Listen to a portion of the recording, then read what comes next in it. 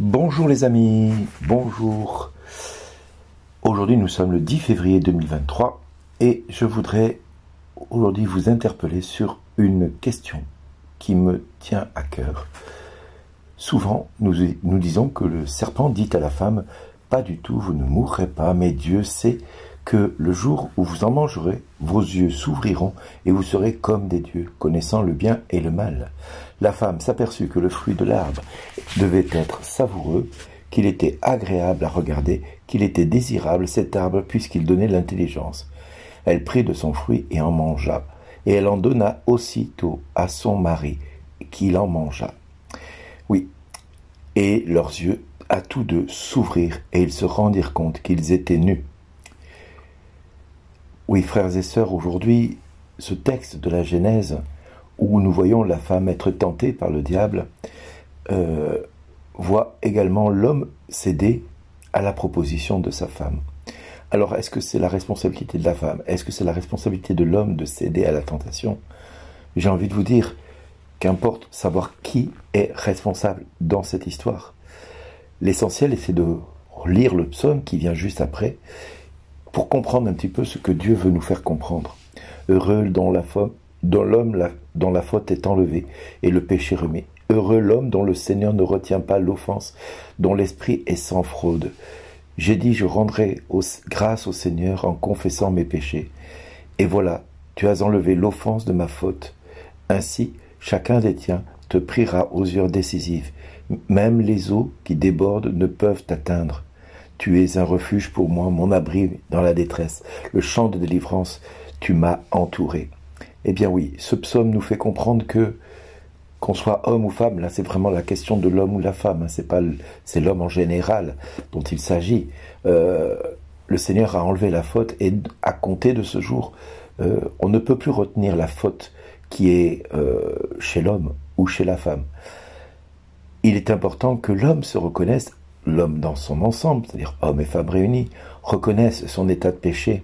Et à partir de là, quiconque se permettrait de juger, quelque part, prend le risque de condamner alors que Dieu lui-même a effacé la faute. Pour une simple et unique raison, c'est que quand on relit les évangiles, l'évangile du jour, on voit qu'à un moment donné, Jésus voit un sourd, on lui amène un sourd et qui a des difficultés à parler. Et c'est vrai que par moments, dans notre vie, nous sommes sourds. Nous sommes tellement sourds dans notre quotidien. C'est-à-dire que Dieu nous dit quelque chose et nous avons du mal à l'entendre. Nous avons du mal à le comprendre.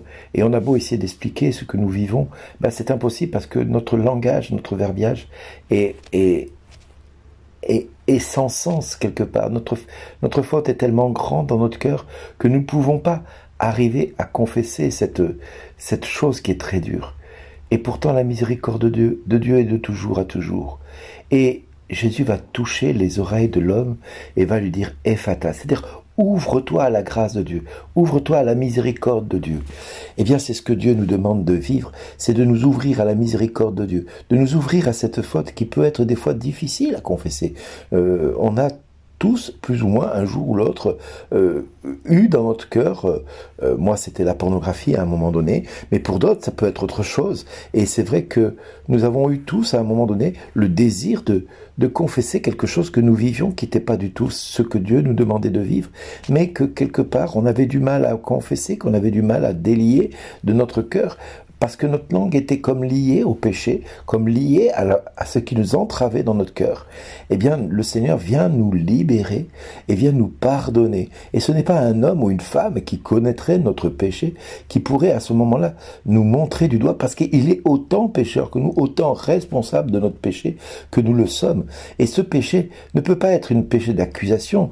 Et Jésus nous dit, il dit justement, il délie à la langue, mais pour que la personne puisse parler à ce moment-là correctement, qu'il puisse à nouveau s'exprimer correctement, sans avoir peur de se confesser, de reconnaître son état de pécheur. Mais quelque part aussi, il lui appartient de ne pas forcément, de ne rien dire à personne de ce qui s'est passé. Pourquoi? Parce que, et c'est le rôle d'un prêtre d'entendre la confession et de ne plus dire à la personne, tu as vu ce que tu as fait, tu as vu ce que tu as fait, tu as vu ce que tu as fait. Oui, ça, c'est le rôle d'un prêtre. Et dans les couples, des fois, nous traversons des crises, et si nous ne savons pas pardonner à notre conjoint la faute que l'autre a commise, eh bien, nous sommes toujours dans « tu as vu ce que tu as vu, tu as vu ce que tu as fait, tu as vu ce que tu as fait », et au final, on finit par montrer du doigt ceux qui ne doit pas l'être. Parce que regarde la paille qui est dans l'œil de ton voisin, et regarde la poutre qui est dans le tien.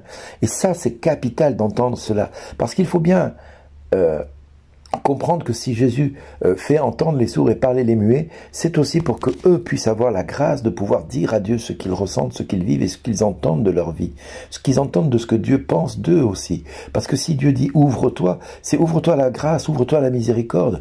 Mais et il demande aux personnes de se taire. Donc ça veut dire ok, je te fais parler, mais sache, apprends à te taire, apprends à ne montrer plus du doigt personne, apprends à ne plus juger la personne qui est en face de toi, parce qu'elle est autant pécheresse que toi, elle est aussi gravement pécheresse que toi, parce que tout péché a conduit à Jésus à la mort, tout péché, quel qu'il soit, petit ou grand, même si quelque part ton péché est la suite ou la conséquence d'un péché d'un autre, oui, parce que Adam fait les frais quelque part du péché de Ève.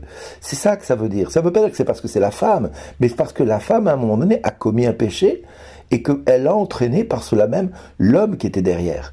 Eh bien, oui, l'homme et la femme ont le droit d'avoir des moments, je dirais, ont le droit, l'un comme l'autre, d'avoir une énorme faiblesse parce que Jésus a donné sa vie pour ces faiblesses-là. Et les garder pour soi, c'est avoir la langue liée avec ce péché. Les taire à Dieu, c'est garder ce péché comme quelque chose que nous ne voulons pas confesser. Et du reste, si nous reprenons le livre de la Genèse, l'homme et la femme allèrent se cacher au regard du Seigneur Dieu parmi les arbres du jardin. C'est bien la preuve que le péché est tellement grand que par moments, on a peur d'aller trouver le prêtre pour se confesser, pour dire à Dieu, ben voilà, j'ai commis ça dans ma vie. J'ai commis l'erreur de faire ceci ou de faire cela.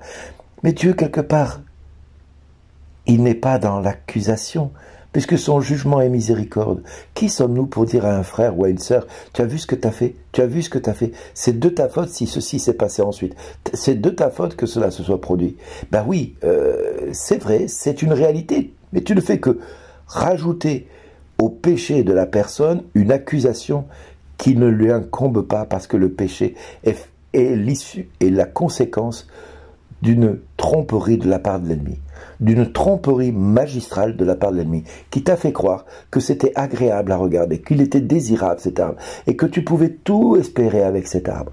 Ben oui, tu pouvais tout espérer, tout croire, mais malgré tout, dans cet arbre qui était désirable et qu'il pouvait être agréable à regarder, ben ça t'a entraîné dans le péché, et ce péché, c'est la convoitise, c'est l'orgueil, c'est la jalousie, c'est la méchanceté, c'est la médisance, c'est le jugement.